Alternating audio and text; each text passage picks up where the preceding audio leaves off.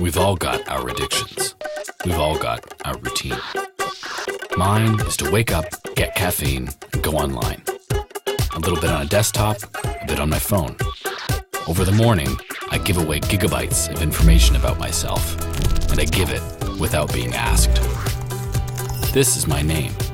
This is where I live. This is me on Twitter, and these are my photos. All this I share out of habit. I guess it's also part of the routine. Some would even call it an addiction. But there's a lot that I share without knowing it, and so do you. For instance, I know right now that this is the country you live in. I know that it's a nice night. I know that you're on a Mac. These are things I know just from where you're accessing this website before the day even gets started. So let's start the day. Part of my everyday routine is to see what the world is doing. Tell me where you go to get your news.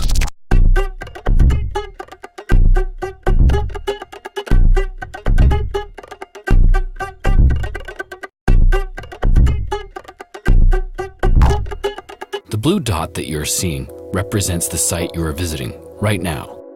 The red dots represent third parties who are notified each time you visit that site. Some of these third parties are called trackers, an ecosystem of data collection agencies that compare where you are on the web right now to where you've been before. And each time you browse, they learn more about you. Let's go back to my day. Now I'm distracting myself from work by looking for something funny. What about you? Where do you go for laughs? Now that we've browsed between two sites, do you see the connections between the dots? What that means is that your browsing history is being recorded. Not just what you do on a single site, but where you are coming from and where you go next. It isn't the website you're visiting that's collecting this data. There's usually a couple of other parties watching you. For example, you might have an advertising network dropping what are called cookies, small, unique files that live on your computer and record your activities on that page.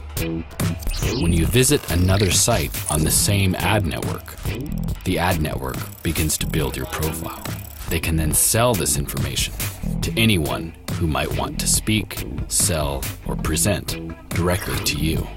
Often when you see an ad on the internet, there's been an instantaneous analysis of who you are, and an ad is chosen by auctioning your profile off to whoever bids highest to reach people similar to you. In my case, lefty Canadian dads who read nerdy science fiction. On some sites, I build this profile myself. I buy stuff at Amazon, and I watch shows on Netflix, and they suggest things I might like. You can see that they don't need to use any tracking networks. I give them this information myself. The art of tracking is figuring out who I am without me providing that info.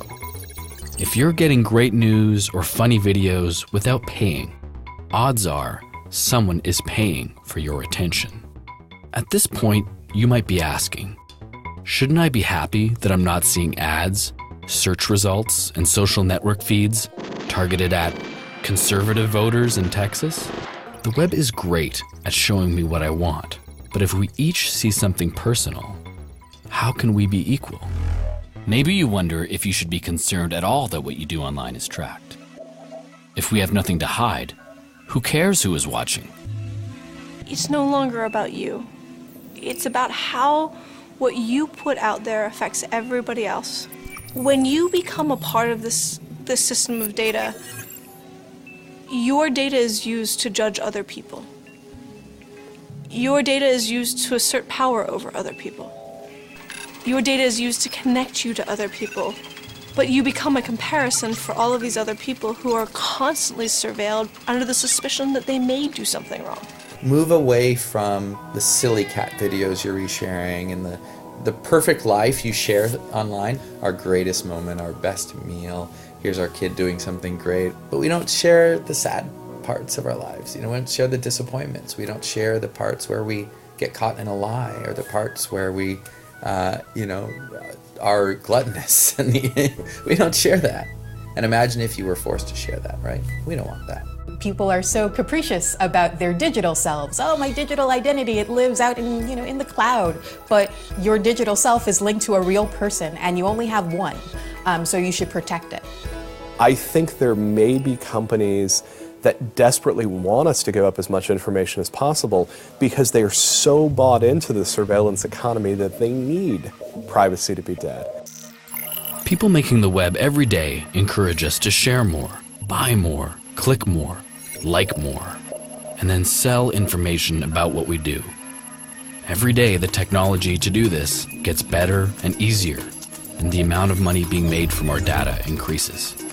It's an industry making billions of dollars from what they know about us. But what do we know about them? This is the start of a documentary series that will answer this question.